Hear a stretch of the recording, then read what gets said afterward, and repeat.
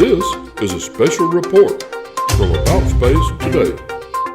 Welcome to Special Report. I'm David Denault. Starliner astronauts Butch, Wilmore, and Suni Williams talked with the news media from the International Space Station. It's a large space station that was assembled and is maintained in low Earth orbit by a collaboration of 5 space agencies, 254 miles above Earth, traveling at 17,400 miles per hour. Our next question will be with Tom Costello with NBC News. Hi, Butch and Suni. Nice to see you both. Butch, I can't believe how fast your hair has grown in the few months you've been up there on station.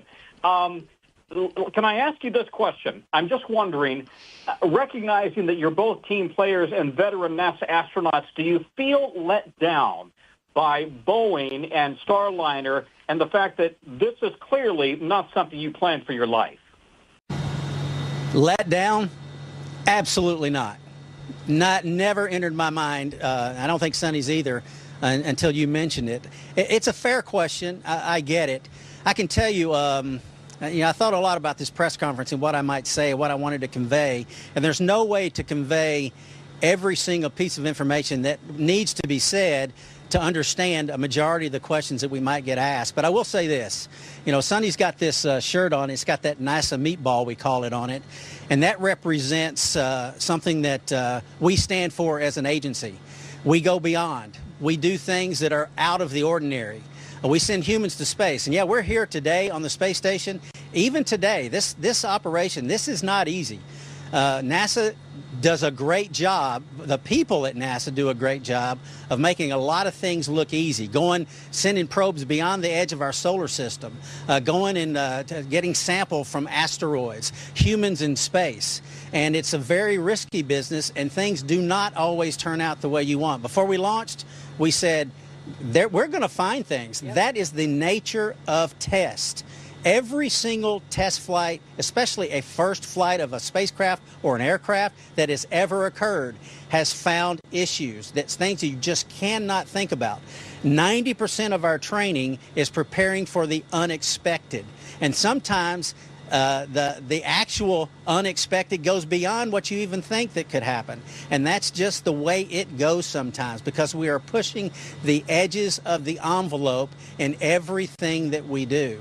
And it is not easy.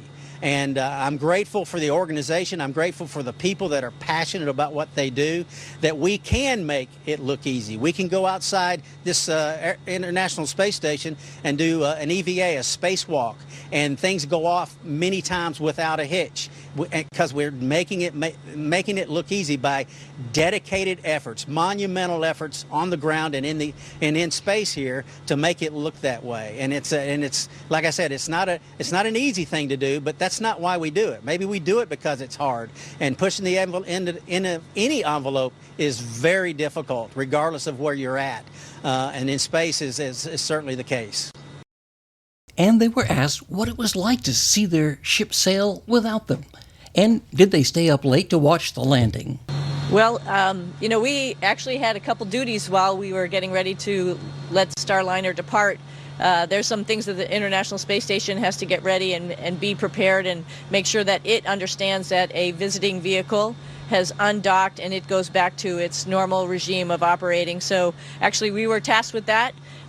We were up in the cupola and we were watching our spaceship fly away at that point in time. So I think it was good. We had some extra activities. Of course, we're very knowledgeable about Starliner, so it was obvious, what was happening at each moment. We were talking to our control team, people, friends of ours that we know how much time and effort that they have put into this spacecraft, the excellent and precision activities that they're doing down on the ground. It was nice to have that, one-on-one conversation over the space to ground as Starliner was leaving, just knowing that she was in their hands and they were going to do the best that they could to get her back home.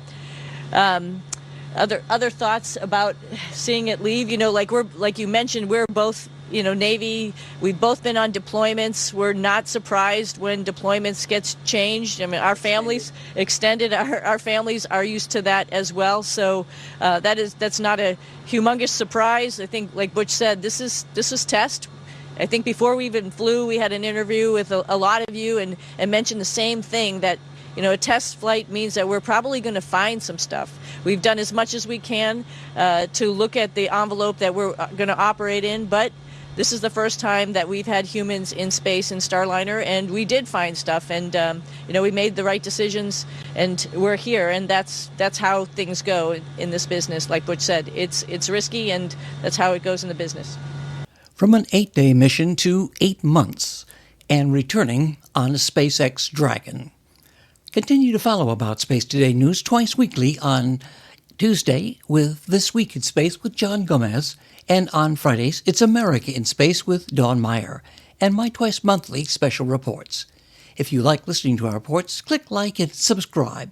I'm David Denault. This has been a special report from About Space Today.